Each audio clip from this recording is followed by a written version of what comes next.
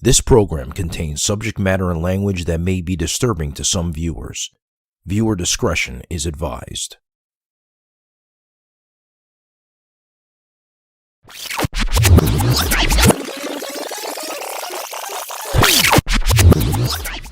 Yeah, Indians, niggas, same thing.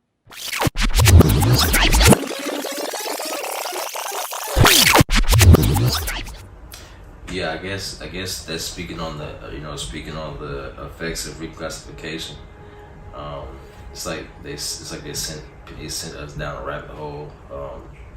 You reclassify so many times to where now, even us trying to get back to our correct classification, you might have family members that are struggling to kind of put the clues, put the pieces together to figure out who we actually are as a classification. So I think whether it's you got tricked into being African or any of these lawful statuses, I think all of it has just sent us down a place of like not truly being who we are. It's kind of like now there's a whole cause and effect of trying to get back to our correct classification. So the effects are crazy, man. It's like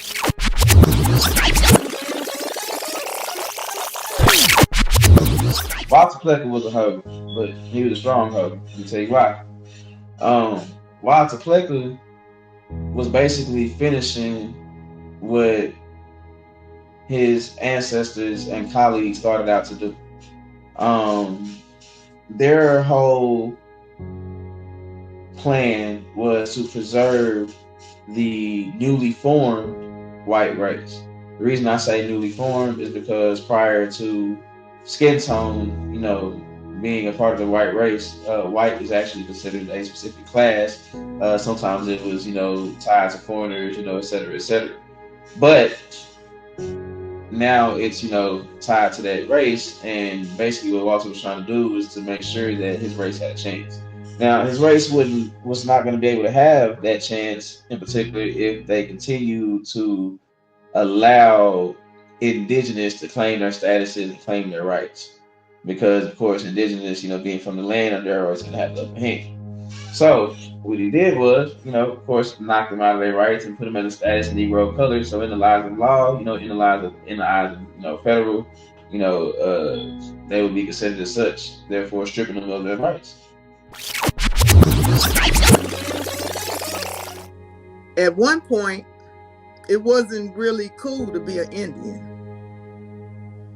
And when it first started, it was the clearing of the land, getting rid of you. But then it came a point whereas let's just try to get rid of you. You would get hanged, beat, and put into slavery.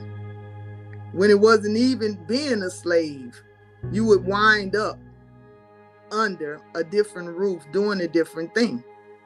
So when it was trying to get the Indians out of where I'm from, it's just like hiding in plain sight. So if you didn't go to Oklahoma, you had to go under color or Negro in order to vote or get any rights. You couldn't say that you were Indian. You couldn't say Choctaw because the civil rights movement hadn't happened. It was all about the naming.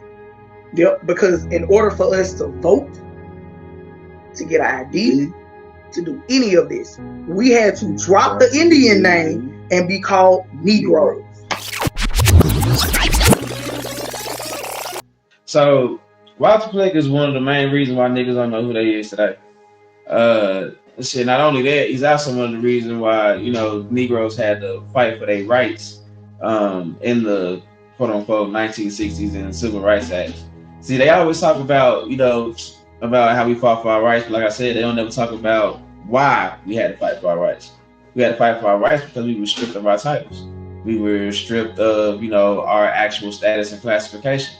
Not just via Walter Plecker, but definitely a good chunk of it goes to Walter Plecker. He took us from the status of, our specific, nations or, just being Indian altogether, to Negro, Black, and color, which, basically has no status in the eyes of law.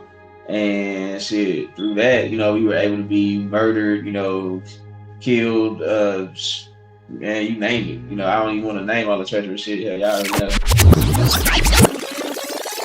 My analogy is always like, telling a lion that he's a deer. So now the lion's gonna be doing, following deer laws, and never realizing that he can supersede that structure or those certain boundaries. So that's how I look at reclassification and the effects of it. Is like, once I figured out my right, status here in this land, I started to behave different and to claim what's mine. I think that's that should be our goal, is to claim what's ours.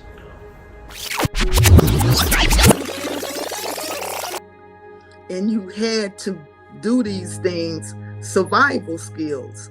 And like I said, we changed like chameleons. When shit wasn't working, my ancestors did a whoop-de-wop.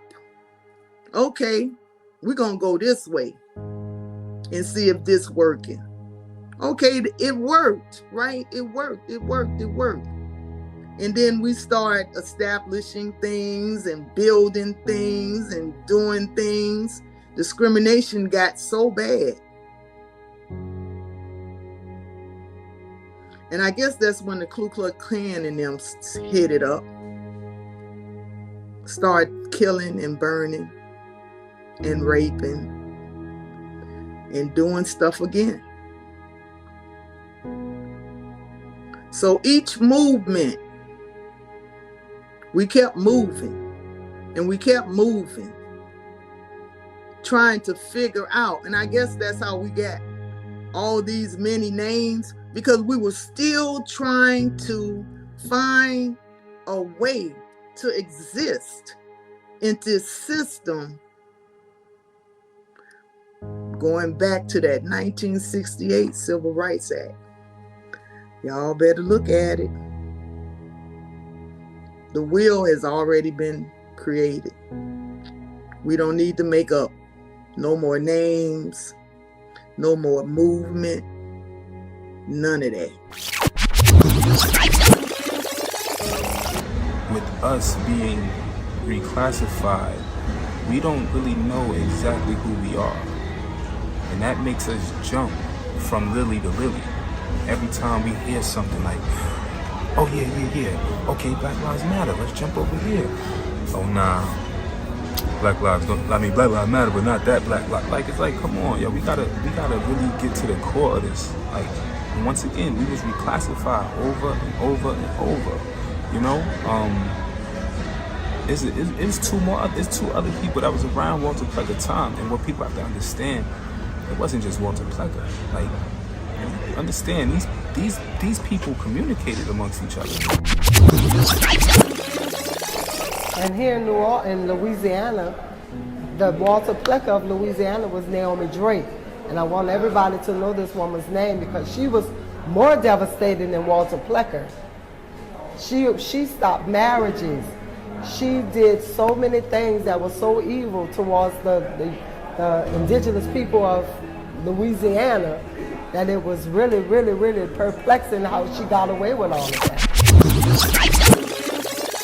So what one state was doing, the next area was probably doing, oh, yo, this work. It's the same play over and over. It's a cookie cutter. That's why, I mean, if you just, once you understand, all this stuff is just on paper. I'm sure y'all hear, oh, you can claim whatever you want to claim and all of that stuff. Yeah, we know that now.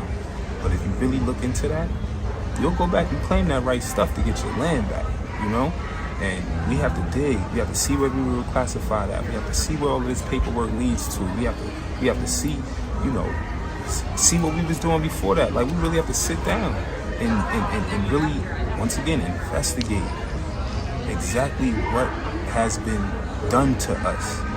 You know, what we allow to be done to us. Because they're not just walking over us like, oh, do this, do that, and oh, give me this or give me that. Nah, nobody, all of that, oh, oppressed and oh, nah. All they doing is setting up.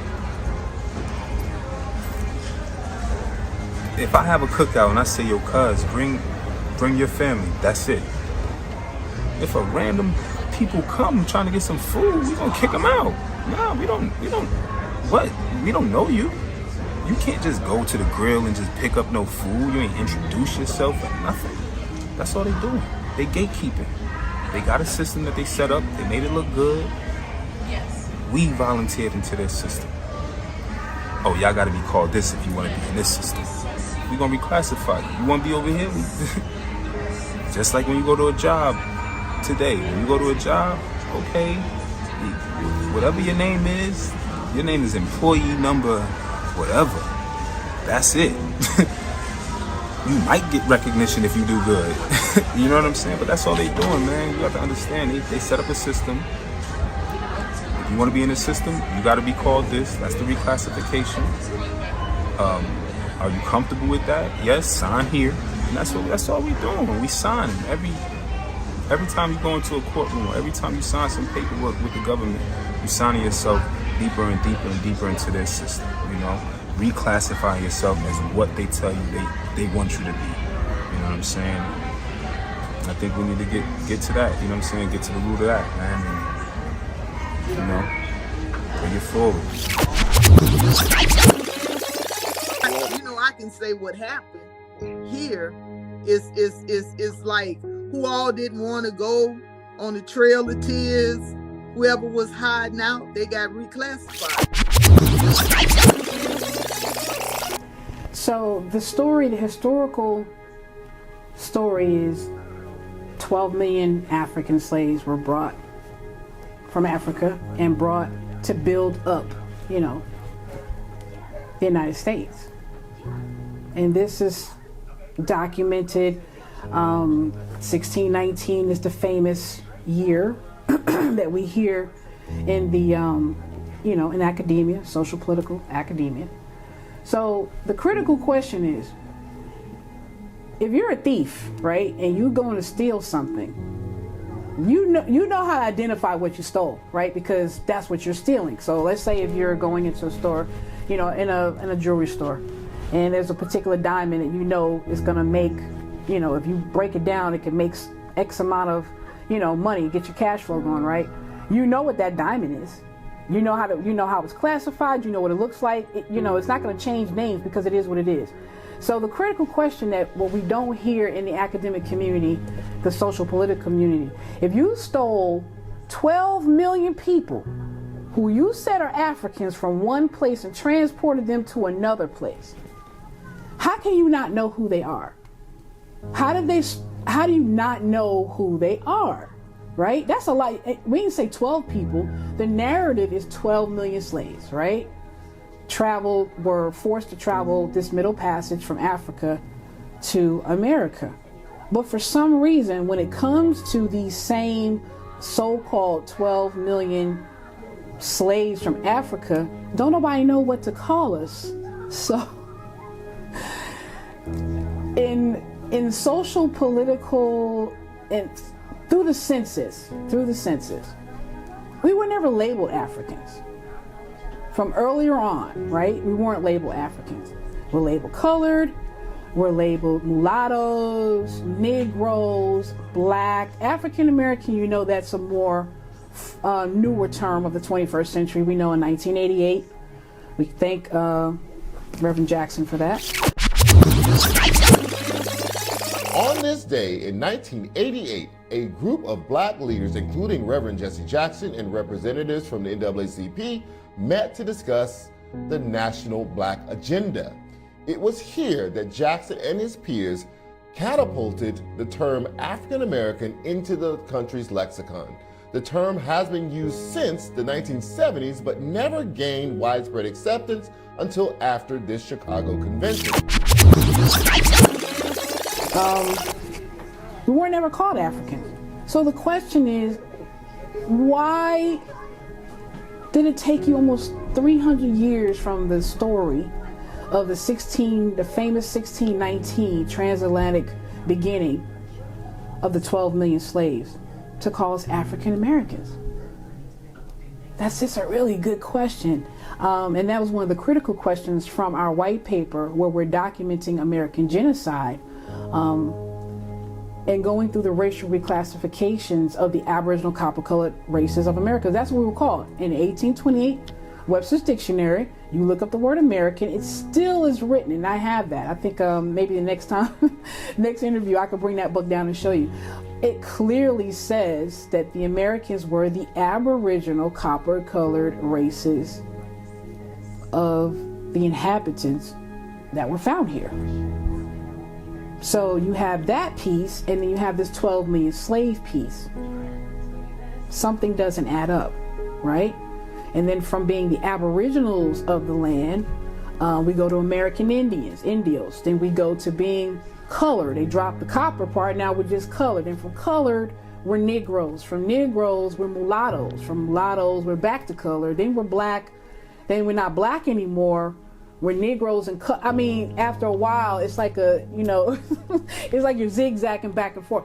You're a thief, you're a colonizer, you're a murderer, and you went and stole 12 million people from one place to another.